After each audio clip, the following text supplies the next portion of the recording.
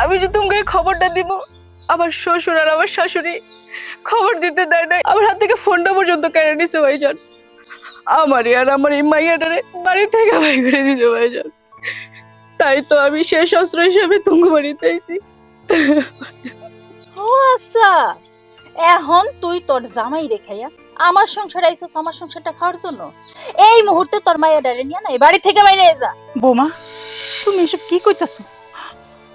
আমার মায়ের স্বামী মারা গেছে, ওর বাচ্চাটা লয়ে এবার থেকে আইছে, আর তুমি ওর এবার থেকে বাইরে যেতে কইতাছো? আপনার মাইয়ারে বাড়ি থেকে বাইর করে দিব না তো কি করব? বরণ ডালা সাজায়া বরণ কইরা কি ঘরে তুলবো? এই তুমি চুপ থাকো তো। আমার বোন এখন কই যাবো? হ্যাঁ মা, তুমি অনেক ঘরে যাও। যা, তুই মার সাথে ঘরে যাও। যাও।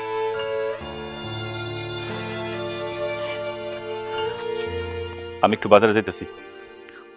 তুমি আমার লগে ঘরে চল, তোমার সাথে আমার কথা আছে।